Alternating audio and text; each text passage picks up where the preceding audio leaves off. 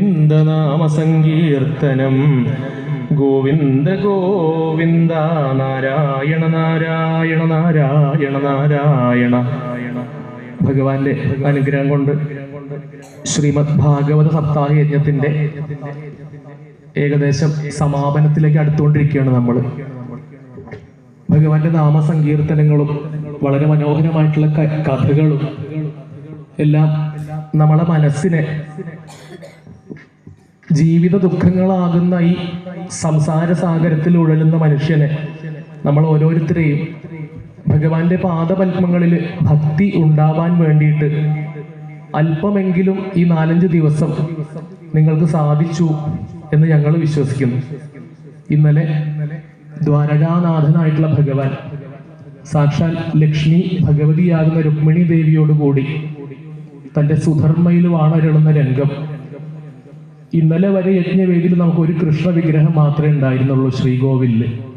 ഇന്ന് ഭഗവാന്റെ വാമഭാഗത്തായിട്ടതാ ലക്ഷ്മി മാതാവും കൂടി, ലക്ഷ്മി ഭഗവതി സർവ്വലോകത്തിനും ഐശ്വര്യം വാരി വിതറിക്കൊണ്ട് ഭഗവാന്റെ വാമഭാഗത്തിരിക്കുന്ന രംഗം. ഭാഗവത സപ്താഹത്തിന് വളരെ വിശേഷപ്പെട്ട സുദിനം. തന്റെ മായാശക്തിയോട് കൂടിയിട്ട് ഭഗവാൻ ഒരുമിച്ച് ചേർന്ന സുദിനമാണ് ഇന്ന്. ഇനി കുറച്ച് സമയം കൂടെ കഴിഞ്ഞാൽ ഭഗവാന്റെ ത്രിലോകി ഗൃഹസ്ഥ വിഷ്ണു എന്ന് പറയാം.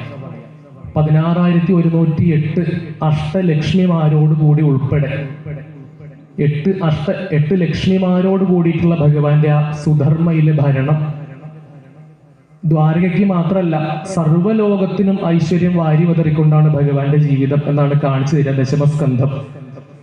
പിന്നീട് ഭഗവാന് പ്രദ്യുമ്നൻ എന്ന് പറയുന്ന പുത്രനുണ്ടാവുന്ന രംഗം. അവിടുന്ന് അങ്ങോട്ട് ഭഗവാന്റെ ഏറ്റവും അടുത്ത സതീർത്ഥ്യനായിട്ടുള്ള ആ ഭക്തോത്തമനായിട്ടുള്ള സുദാമൻ ഭഗവാനെ കാണാൻ വരുന്ന രംഗം. അവിൽക്കിഴി സമർപ്പണം ഇന്നത്തെ പ്രധാനപ്പെട്ട വഴിപാടാണ്. സമർപ്പണം നമ്മുടെ ജീവിതത്തിലുള്ള പ്രാരബ്ധ കർമ്മങ്ങളാകുന്ന ഓരോ പിടി അവില് ഭഗവാന്റെ പാദപത്മങ്ങളിൽ, അത് വെറും ഒരു അവിലായിട്ട് കാണാതെ നമ്മുടെ ഓരോരുത്തരെയും പ്രാരബ്ധ കർമ്മങ്ങളായിട്ട് അത് ഭഗവാന് സമർപ്പിക്കാൻ ഓരോരുത്തർക്കും മനസ്സുകൊണ്ട് സാധിക്കട്ടെ എന്ന് ഈ അവസരത്തിൽ പ്രാർത്ഥിക്കണം. അതിനുള്ള അവസരങ്ങൾ ഉണ്ടാവും.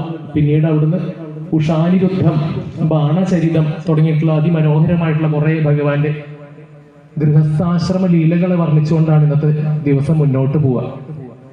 നമുക്ക് ഭഗവാന്റെ പാദപത്മങ്ങളിൽ വീണ്ടും ഭക്തി തരണേ എന്ന് പ്രാർത്ഥിച്ചുകൊണ്ട് ഇന്നത്തെ സുദിനം നിങ്ങൾ ഓരോരുത്തരുടെയും സമ്മതത്തോടു കൂടിയിട്ട് ആരംഭിക്കാം. ചൊല്ലിത്തരുന്ന മന്ത്രം